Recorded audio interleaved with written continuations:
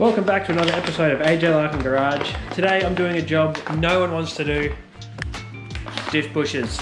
I've got the two front bushes here and I've got the main one at the back. If you have watched previous videos, you'll see how munted it is. When I pull it out, I'll show you anyway. It's a common fault for Falcons. They just chew through bushes, so they get some nice Super Pro bushes. Should be pretty good. You can get a double mount bush kit. You change the back of your diff and weld some brackets on. I'm not doing that until I have a better workshop to work out and to get it all done. So these will do for the meantime. So let's get into it. Okay, we've got our wheels off. Climb under here. So you can't really tell that too much from sitting with no weight on it. But it's going to be splitting it right here. So that's moving, the diff is moving around as we're accelerating and decelerating. So I've got to get up in here. There's breathers.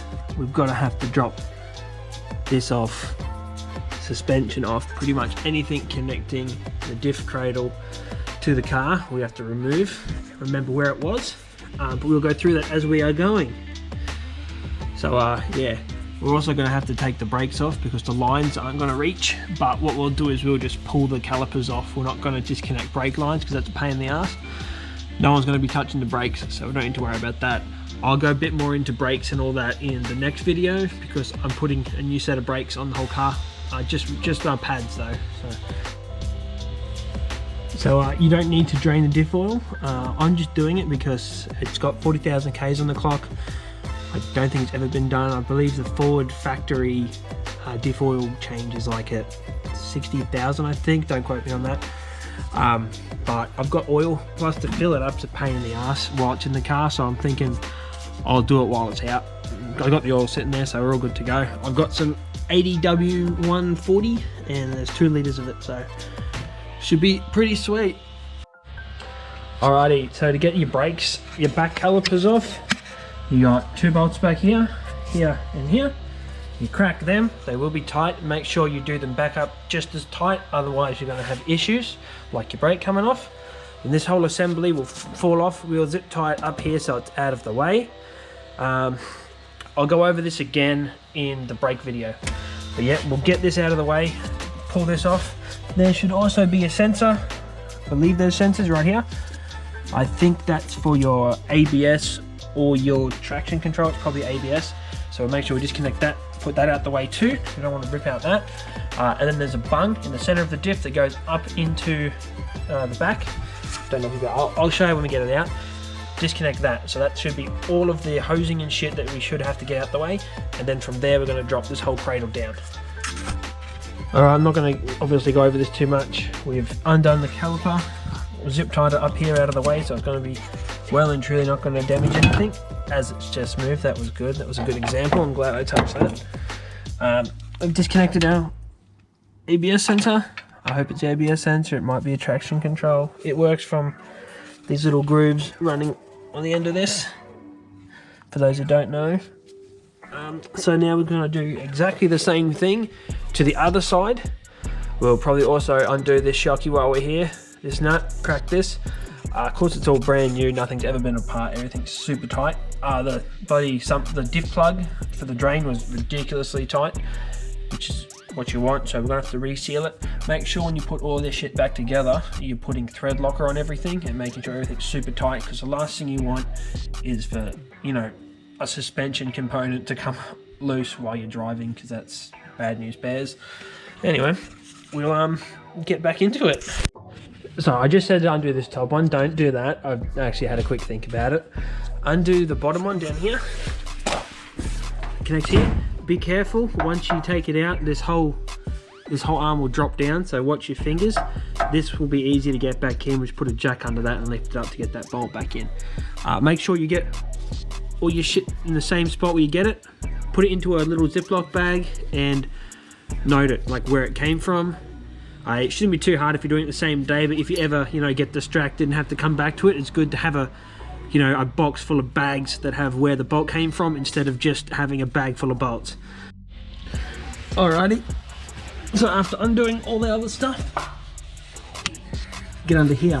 Now we're gonna have to disconnect our handbrake. So I'll just mark where it is so I know roughly, because you can mark it on this side, undo this all the way out so you can pull this off and get it through here, because this has to drop down. You gotta undo our drive shaft. I've already done the other side. Keep her in gear with the handbrake on, and then if you really want, you can get a bar and lock it in so you can, I can't really see it, camera angle, it's terrible. Lock it in so that it doesn't spin as much. Then you can crack them and get them undone, which is what we want, because we need to be able to get them undone without breaking anything. So I'll get all that done because that's going to be boring. Okay, so drive shaft's obviously out the way. I've just leaned it up against the exhaust here. It's not going anywhere. We shouldn't be disturbing that. This is all undone. It's just a 10mm. I put a vice grip on the end here and got that undone. To get these off, you need to pop this little ring. So just get a really small flat blade, get in behind it, and you can press her out. And then once it moves, you can get it off, and then this will pull through your hole. It's gone. This will pull through the hole like this. You can pull it through like that, and there's your handbrake out of the way. Now next we're gonna have to undo. Okay, so next we're gonna have to undo this, which connects the cradle to the chassis, a part of it. So I'm gonna undo both sides, because I'll probably just undo this side then swing it over here, but I'd rather just have it fully off, that way I can double check all the bolts when we're putting them back together. There's one on this side, and then once that's done, we're gonna have to go from the back here and start unbolting some other shit, and then we'll be sweet. All right, next step, undo these 3 bolts. I've done on this side hasn't been done yet. Just watch out, a lot of this shit is unsprung weight. So when you start taking bolts out, stuff will drop. You can see how much this dropped. So just please be careful where your fingers are. I'd hate to see in the comments if someone's hurt themselves, which can happen if you don't know what you're doing. So just be real careful with all this shit, because yeah, not good. Anyway, this will all go in nicely because it's not too hard to move down, and we can adjust it all later. But yeah, just sort of wanted to show you how much that actually moves when you start taking stuff out, especially once all your shocks and that are undone. So we'll get that other side out, and then I'll show you the last bolts before we can then start taking the ones out up above the top here, which are up in here. Alrighty, so next we're going to undo these bolts. This bolt here, we're going to have to move our caliper, because the caliper is sitting in on top of that. I should have realized that before doing it. Then after we obviously get the other side, we'll undo them all the way to near the end, because this is going to start to drop down. Before we do that, we're going to take off this bolt up here, and that's going to be the last bolt, I hope. We'll soon find out when we drop it and she doesn't move. So I'll just loosen those off, take this out, get the jack under here to support the weight, and then I'll let it down slowly and see if we've got any snags, and then go from there. We also have a bolt here, I forgot to mention that. So them, and that should be it, hopefully. Okay, so I've revised where we're putting the caliper. I've dropped the shock out because it's just one bolt. First time doing this job, give me a break. And I'm going to mount it up here just to keep it out of the way. Nothing's going to be here. This is going to drop down, and we're all going to be sweet. I'm a one. I'm a one. I'm a one-to-one. I could never be you. Little me tools, no, I can't be fooled. Little me tools, no, I hate these dudes. I'm a one-to-one. I could never be you. Anything you could do, I could do better. I can do better than you. Anything you could do, I can do better. I can do better than you. Drop my first single, let go, he rap. You thought it was a drought, that's cap. I get the front and I get the back. Lil Uzi the facts, like that's a rack. Bought some new boots just to wear them out. Bought a new Beamer, I run it to the ground. I used to say nothing, I bet they hear me now.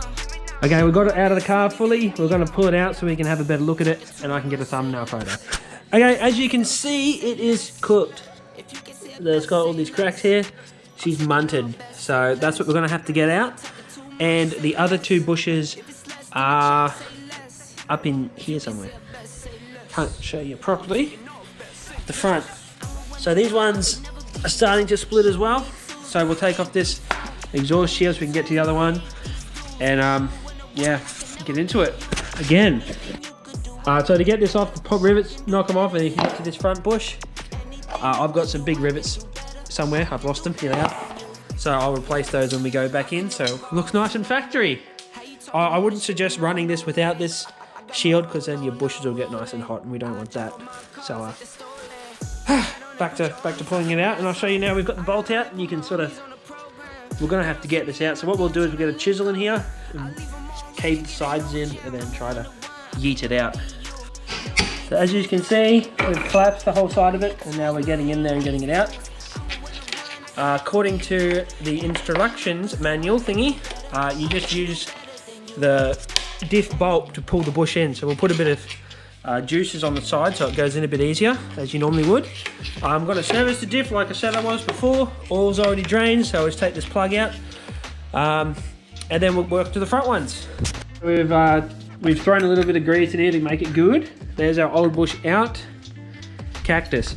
So our little destruction manual says the dark side of it needs to go on the rear of the car. So again, plus it's got a chamfer in here, so that'll go in here like this. And then we put our washer on. There. So your washer goes on like that with the lip facing outside. That allows the bush to move around. If you have it the other way, it actually stuffs it up. Here at Edge of Life and Garage, we use the correct tools all the time.